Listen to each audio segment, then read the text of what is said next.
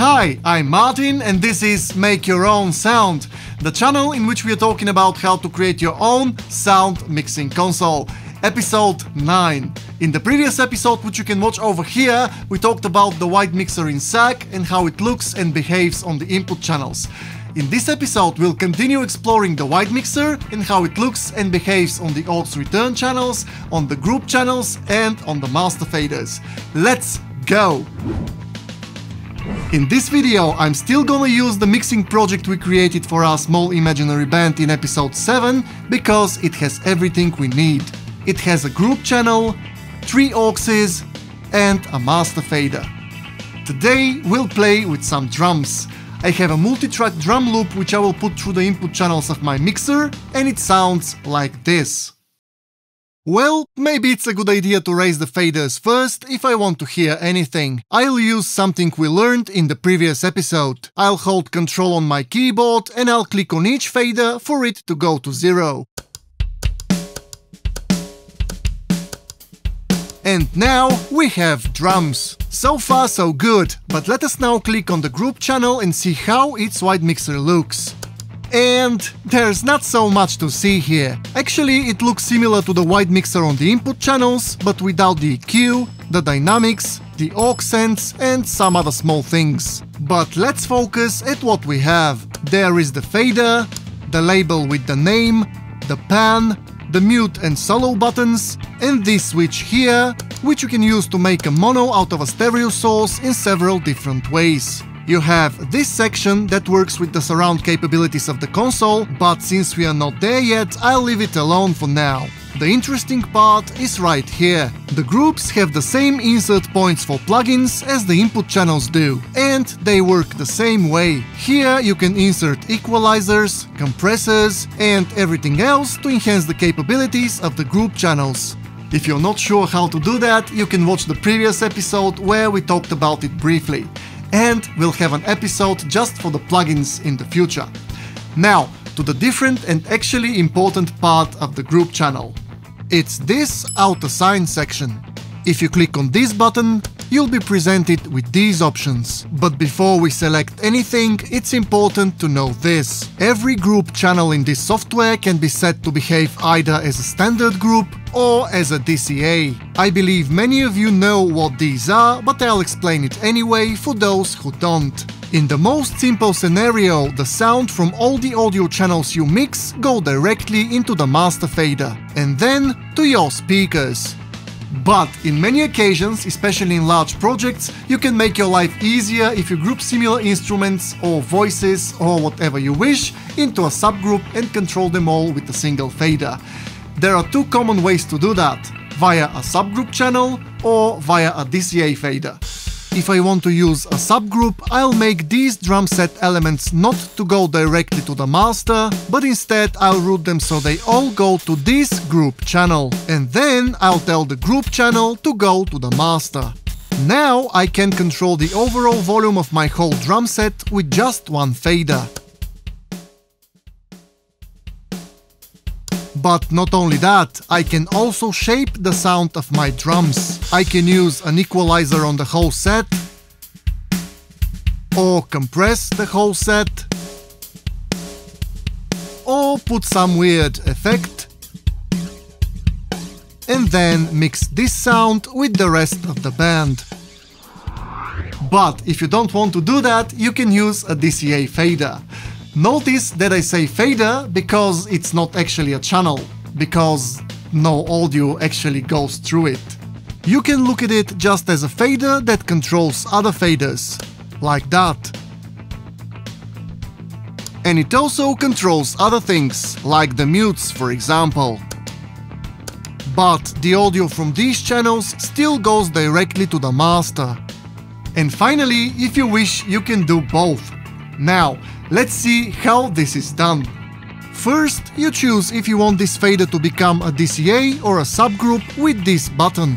If you select Group Latch here, the fader becomes a DCA and will be able to control other faders, but no audio will pass through it. Let's try that.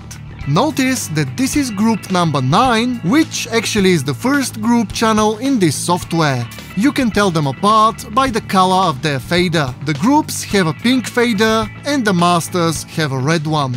Now let's go back to the input channels. You can set them one by one, but I prefer to select all of them and make changes to all with a single click. As you can see, all the drum channels go only to output number 1, which is our master fader. So, to connect them to group 9, we'll simply have to click on this button. Remember, we set this channel to be a DCA, that's why I said connect and not root. There will be no audio going to the DCA, it will just control the drum faders. And that's also why we left this button pressed, because the actual audio from the channels will still go to master channel 1. Now let's check what we accomplished. Here are the drums. We can make them quieter or louder. And if we change the balance of the drums, we can still control them in every configuration.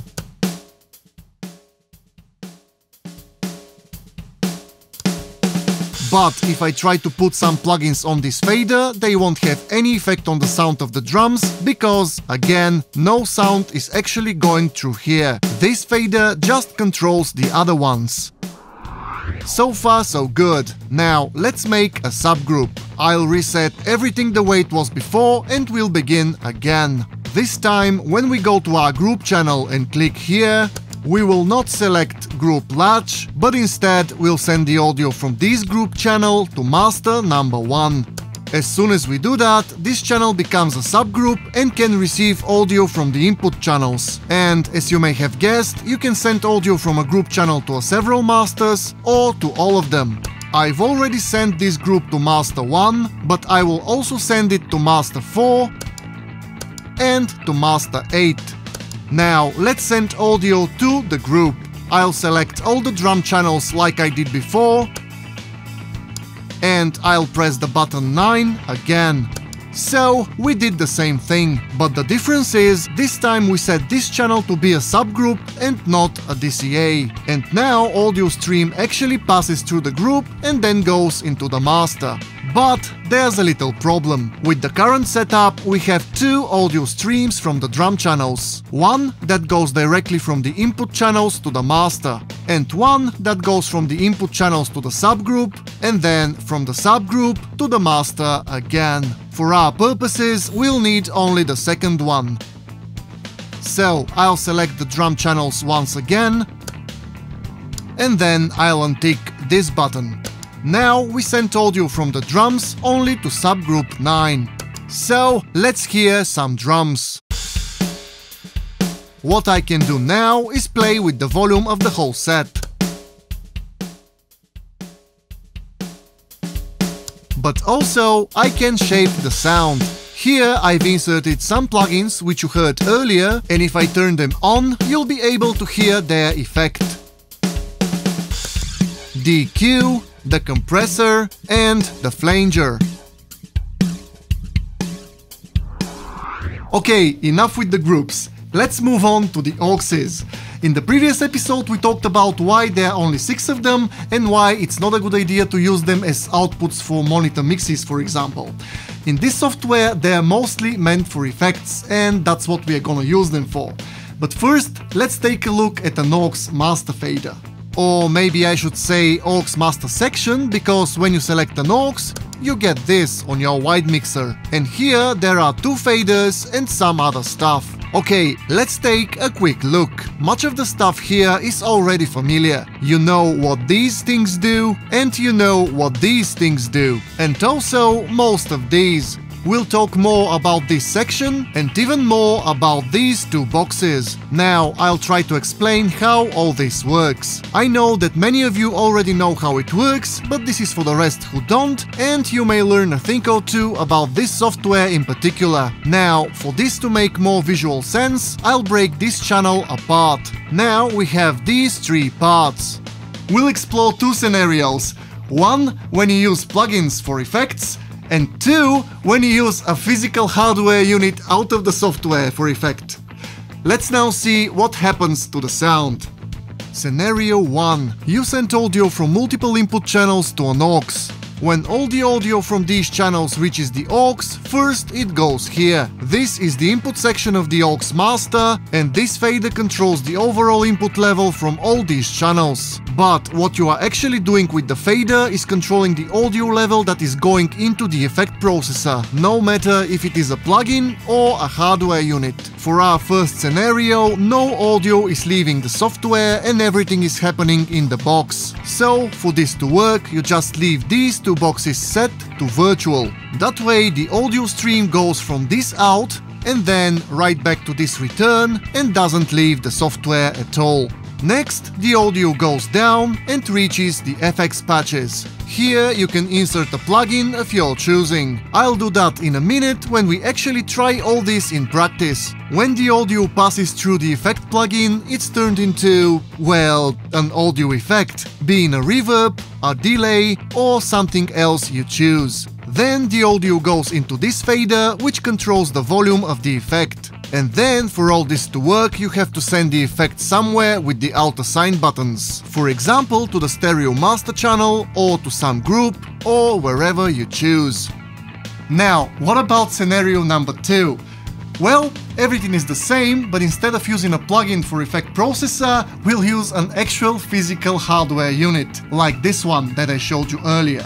So, we'll have to send the audio out via a free physical output of your sound card and plug it into the hardware effect processor. Then, we'll take the processed sound out of the hardware unit and bring it back to a free input of your sound card.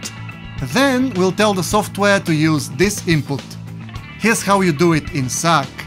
This is the point you can use to send the audio out of the software. Click here, and instead of choosing virtual, select a physical output you want to send the audio to. Then click here and choose the physical input in which you plug the cable with the signal coming from the hardware processor. The rest is the same. I think I made this explanation a little bit more complicated to some of you, but I wanted to show you the whole path of the sound. In reality, you don't even have to think about most of these things, even more so if you use plugins. So, let's now do this in practice and see how it works. As you may remember from episode 7, I decided to use 3 Auxes for effects for our small imaginary band, and I moved them over here. It's always a good idea to pay attention at the numbers on the top. This is AUX Return 1, this is AUX Return 2, and this is AUX Return 3. And I've given them names and therefore purpose. Now, because today we are working with the drums, I want to give my snare drum some reverb. For that purpose, I'll use AUX 3 because I've already assigned it to be my instrument reverb AUX. Until now, it was just sitting here doing nothing. So, for it to become an AUX I can use for reverb, I'll have to put a reverb plugin on it. I'll select the channel, I'll choose a reverb plugin, I'll come to the pre-fader FX patch and I'll click on Add. Now, the first important thing you'll want to do is to make sure your plugin is set correctly for an AUX. This means that no dry signal has to come out of the plugin. You want just the effect. So, I'll take this fader and bring it down to -infinity. And I'll bring down the early reflections fader because I don't need them for this job. And I will also mute both of them just to be sure. Then I'll bring this fader to 0, and now I'm left with the wet signal only. Next, I'll just bring this fader up, and then I'll come to the Alt Assign section and I'll send this AUX to my master fader, which is output number 1. Remember, if you don't do this last step, the AUX return won't work at all, and you won't even see indication on the meters. I say this because I also forget to do that myself sometimes, and then I start to wonder why this freaking thing doesn't work. And then I remember I have to click on some of these buttons.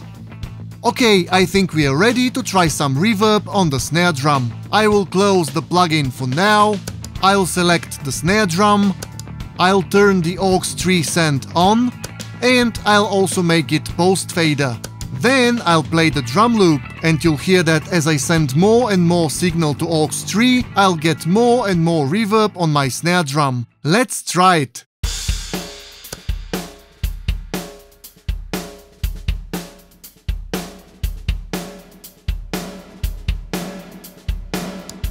And everything works as intended. Now I can send any other channel to AUX 3 and get reverb on it, like the kick drum for example.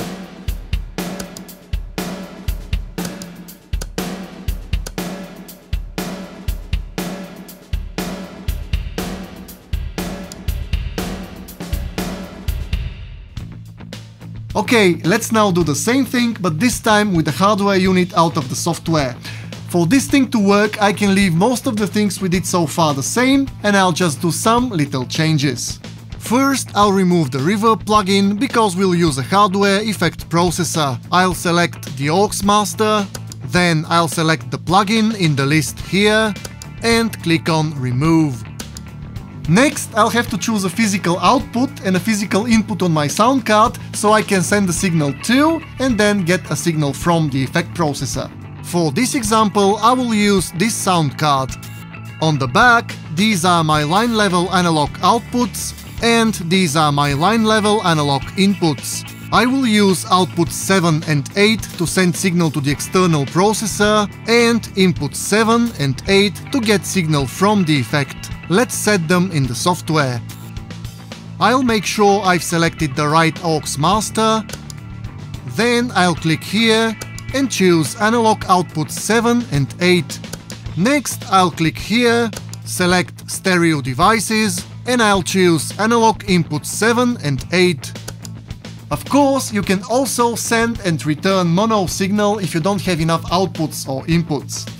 Now, let's plug in the cables. I'll take signal from outputs 7 and 8, and I'll feed them into the inputs of the effect processor. Then I'll take the signal from the outputs of the processor and bring them back to input 7 and 8 of my sound card. I'll turn on the processor and set the appropriate reverb effect. And just like in the plugin, I'll make sure I set my processor to effect only, like this. Now I can go back to SAC and check if everything works. I will play my drum loop again, then go to my snare channel and raise the AUX 3 send. Let's go!